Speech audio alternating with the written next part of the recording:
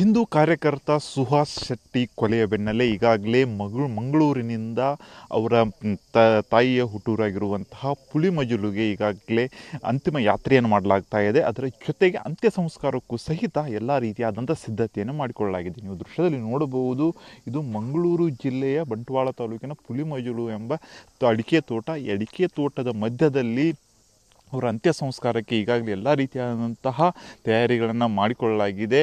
ಪ್ರಮುಖವಾಗಿ ಈ ಪುಳಿಮಜಲದಲ್ಲಿರುವಂತಹ ಈ ತೋಟ ತಾಯಿಗೆ ಬಳುವಳಿಯಾಗಿ ಬಂದಿರುವಂತಹ ತೋಟವಾಗಿತ್ತು. ಈ ತೋಟದಲ್ಲಿ ಸುಹಾಸ್ನ ತಮ್ಮನಾಗಿರುವಂಥ ಸೋಹನ್ ಮತ್ತು ತಾಯಿ ಇಬ್ಬರೂ ಸಹಿತ ಈ ತೋಟದಲ್ಲಿ ದುಡಿಮೆ ಮಾಡಿಬಿಟ್ಟು ಜೀವನವನ್ನು ಮಾಡ್ತಾ ಇದ್ದರು. ಮತ್ತು ಸುಹಾಸ್ ಶೆಟ್ಟಿ ಅನ್ನೋನು ಟಿಪ್ಪರ್ ಮತ್ತು ಲಾರಿಯ ಮೂಲಕ ಮರಳು ದಂಧೆ ಮತ್ತು ಇನ್ನಿತರ ಬಿಸ್ನೆಸ್ಗಳ ಮೂಲಕ ತನ್ನ ಜೀವನವನ್ನು ಸಾಗಿಸ್ತಾ ಇದ್ದ. ಆ ಹಿನ್ನೆಲೆಯಲ್ಲಿ ಈಗಾಗಲೇ ಗೊತ್ತಿರುವಂಗೆ ಸುಹಾಸ್ಗೆ ಬಜರಂಗ ದಳ ಮತ್ತು ಹಿಂದೂ ಸಂಘಟನೆಯ ಜೊತೆಗೆ ಅವಿನಾಭಾವ ಸಂಬಂಧವೂ ಸಹಿತ ಇತ್ತು. ಅದರ ಜೊತೆಗೆ ಆತ ಈ ಹಿಂದೆ ಬಹಳಷ್ಟು ಕೇಸುಗಳಲ್ಲಿಯೂ ಕೇಸುಗಳು ಸಹಿತ ಆತನ ಮೇಲೆ ದಾಖಲಾಗಿದ್ದು ಅಂತಲೂ ಸಹಿತ ಅವರ ತಂದೆಯವರು ಕಳವಳವನ್ನು ವ್ಯಕ್ತಪಡಿಸಿದ್ದಾರೆ. ಅಷ್ಟೇ ಅಲ್ಲದೆ ಈಗಾಗಲೇ ಅವರ ಅಂತ್ಯ ಸಂಸ್ಕಾರಕ್ಕೆ ಎಲ್ಲ ರೀತಿಯಾದ ಸಿದ್ಧತೆಯ ಜೊತೆಗೆ ಅವರ ಅಂತ್ಯಕ್ರಿಯೆಯಲ್ಲಿ ಘಟಾನುಘಟಿ BJP ನಾಯಕರು ಸಹಿತ ಪಾಲ್ಗೊಳ್ಳುವಂತಹ ಸಾಧ್ಯತೆಯು ಹೆಚ್ಚಿಗೆ ಇದೆ. ಯಾಕೆಂದರೆ ಈಗಾಗಲೇ ಅಂತಿಮ ಯಾತ್ರೆ ನಡೀತಾ ಇದೆ.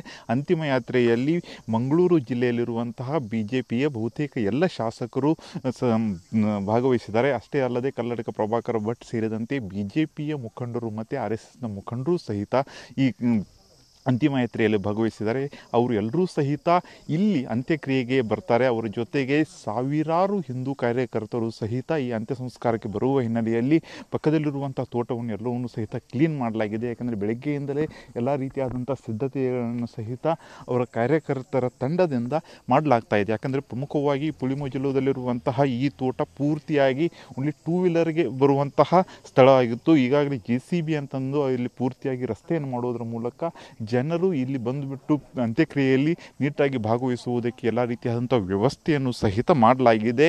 ಇನ್ನೇನು ಕೆಲವೇ ನಿಮಿಷಗಳಲ್ಲಿ ಅಂತಿಮ ಯಾತ್ರೆ ಇಲ್ಲಿಗೆ ಬರಲಿದೆ. ಇಲ್ಲಿ ಬಂದ ನಂತರ ಇಲ್ಲೇ ಪಕ್ಕದಲ್ಲಿರುವಂತಹ ಅವರ ಮನೆ ಅಂದರೆ ಅವರ ಅಜ್ಜಿಯ ಮನೆ ಏನಿದೆ, ಅಜ್ಜಿಯ ಮನೆಯಲ್ಲಿ ಎಲ್ಲ ರೀತಿಯಾದಂಥ ವಿಧಿವಿಧಾನಗಳನ್ನು ಮಾಡಿದರ ಬಳಿಕ ಇಲ್ಲಿ ಅಂತ್ಯ ಸಂಸ್ಕಾರವನ್ನು ಮಾಡಲಾಗ್ತಾ ಇದೆ ಅಂತಲೂ ಸಹಿತ ಕುಟುಂಬದ ಮೂಲಗಳಿಂದ ಹೇಳಲಾಗ್ತಾ ಇದೆ. ಕ್ಯಾಮ್ರಾಮನ್ ಮಂಜುನಾಥ್ ಜೊತೆ ಸೂರಜ್ ಉತ್ರೆ, TV9 ಮಂಗಳೂರು.